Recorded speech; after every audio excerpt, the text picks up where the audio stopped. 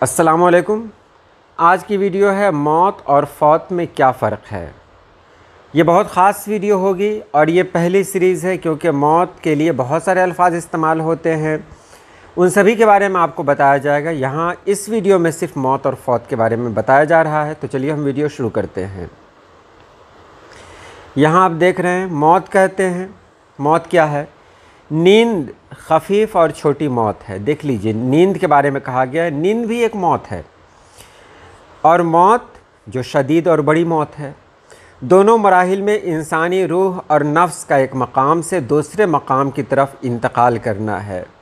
یعنی نیند میں بھی کیا ہوتا ہے کہ انسانی روح اور نفس ایک جگہ سے دوسری جگہ منتقل ہو جاتے ہیں۔ موت میں بھی وہی ہے۔ موت کو کہہ سکتے ہیں انتقال۔ موت یعنی ایک جگہ سے دوسری جگہ جانا، موت ہونا، اسی کیفیت کو موت کہتے ہیں۔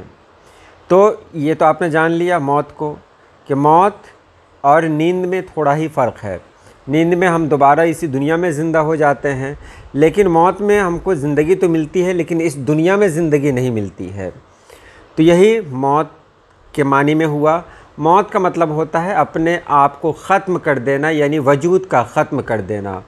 اس کو کہہ سکتے ہیں عدم حیات، یعنی حیات کا جہاں خاتمہ ہو گیا وہیں موت ہو گئی۔ تو عدم حیات، زندگی کا خاتمہ، زندگی کی غیر موجودگی، یہی موت کہلاتی ہے۔ اس کے بعد فوت کے بارے میں جانیں تو فوت کا معنی ہوتا ہے کسی چیز کا ہاتھ سے چلا جانا۔ جیسے کہا جاتا ہے فلاں چیز مجھ سے فوت ہو گئی، یعنی کھو گئی، چلی گئی۔ تو کوئی چیز اگر ہاتھ سے چلی جاتی ہے یا کوئی چیز اگر آپ سے کھو جاتی ہے تو اسی کو کہتے ہیں فوت۔ تو امید ہے آپ نے سمجھ لیا ہوگا فوت کو۔ تو اگر ہم موت کو فوت کہیں گے تو اس کا مطلب کیا ہوگا کہ وہ مردہ شخص ہمارے ہاتھ سے چلا گیا، یعنی ہمارے ہاتھوں سے نکل گیا، ہمارے سماج، ہمارے علاقہ، ہمارے درمیان سے نکل گیا۔ تو یہ فوت کا معنی ہوتا ہے، یہ فوت کا مطلب ہوتا ہے۔ دونوں کا استعمال ہوتا ہے موت کے لیے ہی۔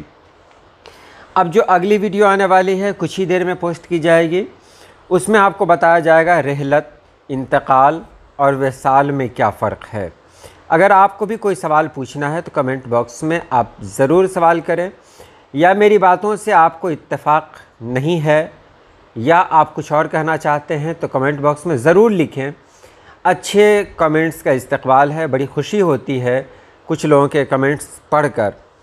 تو چلیے آج کے لیے اتنا ہی۔ اللہ پاک آپ سبھی لوگوں کو خوش رکھیں، آباد رکھیں۔ اللہ حافظ۔